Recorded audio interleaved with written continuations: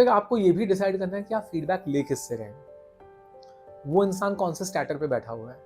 कि आप किसी ऐसे इंसान से लिख रहे हैं जिसने फीडबैक ले रहे हैं जिसने बहुत ज़्यादा टेक्निकल कविताएं लिखी हैं जिंदगी भर, जो मीटर बताएगा, हाँ, जो आपको फीडबैक वही देंगे कि ये तो आज़ाद है, क्या कर दिया तुमने, ये कर दिया। कि आप ऐसे किसी इंसान से फीडबैक ले रहे हैं जिसे आर्ट और जिंदगी दोनों का तजुर्बा है।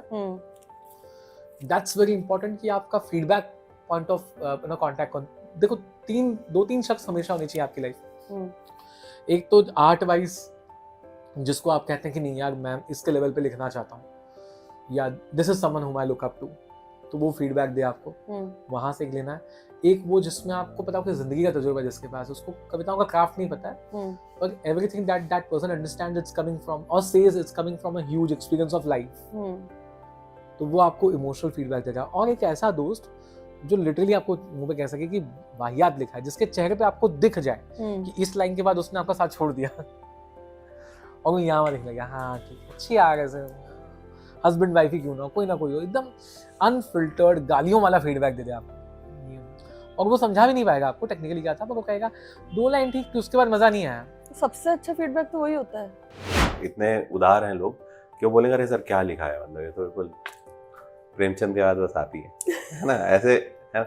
और लेकिन मुझे लगता है कि आपको ऐसे लोग हमेशा चाहिए, हाँ, जो आपको सही से बताएं कि हाँ ये नहीं, ये थोड़ा और बेहतर हो सकता था। तो ऐसे हैं मेरे दोस्त जो मुझे सही से बताते हैं, उनको हवा नहीं है कि उनको प्रेशर नहीं है कि मैं 7 किताबें लिख चुका हूँ, हाँ, है ना। तो मुझे लगता है वो हमेशा लोग बहुत जरूरी है, और वो हमेशा वो लोग होते हैं जो आपकी इस दुनिया के बाहर के हैं, हाँ। इस दुनिया में भी ऐसे लोग हैं लेकिन हाँ, वो कम है। तो मैं नॉर्मली, मुझे लगता है मैं उसके लिए हमेशा उनसे मिलने के लिए, और उसमें कुछ होना थोड़ी ना, आपको कोई काम नहीं है ना, ऐसा नहीं है ना कि आज मीटिंग करके कुछ हो जाएगा, यहाँ पे कुछ बड़ा कॉन्ट्रैक्ट आ जाएगा।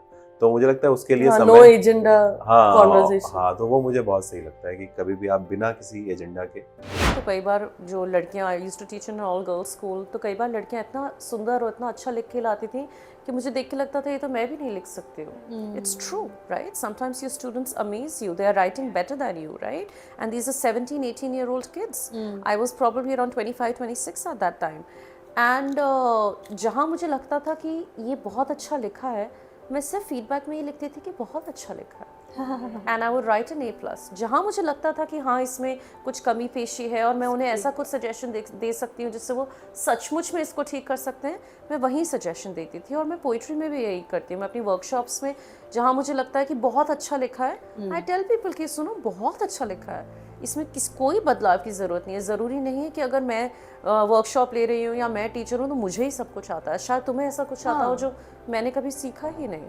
तो आई थिंक वो बहुत ज़रूरी है। और जहाँ मुझे लगता है कि I can structure this poem better और this person can perform this poem better, वहाँ मैं फीडबैक दे देती हूँ। एक्चुअली पैटर्न्स लिखने में महक ने मेरी हेल्प की थी। Like I really look up to Mahak, I feel.